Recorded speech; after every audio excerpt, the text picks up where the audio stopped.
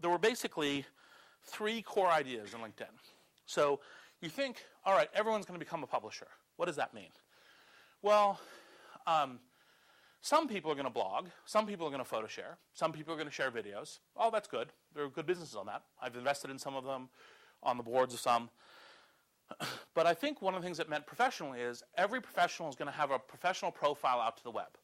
It makes economic and rational sense because who knows what might find me, right? If I'm looking for a job may find me. If I'm an investor and looking for investment, a good investment may find me, right? If I am say for example, an expert on online payments and a consulting gig finds me, that might be interesting too, or a board of directors gig or board of advisors gig. So profile was one of the ideas. And then the other idea is, well, what's the key glue to separate signal from noise? Because of course, with my profile, like for example, when I signed up with Rise in 2001 and put I'd been in PayPal, I got a long list of, I've got the next PayPal idea, come meet with me. Like, okay. How do you sort between the people who are crazy, the people who are well-meaning but fundamentally don't know what they're talking about, and the people that actually, in fact, as an investor, you would want to talk to? And the answer in part was trusted web relationships, right? So the way that actually all professionals work, everyone who actually, in fact, has assets that they can deploy, say, example, a job at Google, an investment, that sort of thing, they use personal referral, right? If you come, for example, walking up to me and saying, hey, look at my business in this venue is a very bad way to reach me. Yes, we're at Stanford, right? Stanford's a much smart place.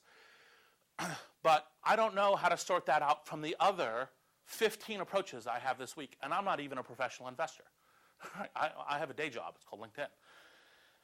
The best way to reach me or any other investor is come in through someone who will say, this person rocks.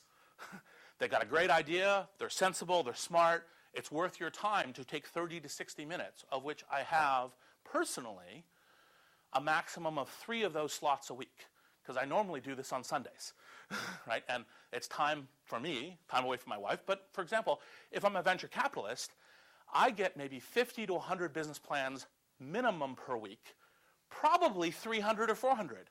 They show up through the mail, and they get dumped in my lobby. Right? I don't look at any of those. Right? I don't know of a VC who spends any time looking at those whatsoever. Sometimes you have associates. You say, hey, you're not busy. Go read those things. See if there's anything interesting. I'm particularly interested in online gaming. Is there anything in that there? That sort of thing. Best way is to get a introduction. Because even if, for example, your idea is half-baked, if someone that an investor, for example, trusts says, pay attention to this one, they're smart, pay attention. Because one investment strategy is invest in people. Right? There's a whole line of Silicon Valley investing that's I invest in people, and that's what I do. So LinkedIn was profile, network of trust for searching, for reaching, and for filtering out from being reached, and then the applications built on top of it. So for example, we recently launched LinkedIn Answers, and actually for most entrepreneur stuff, if you're not paying attention or using LinkedIn Answers, you are technologically out of date.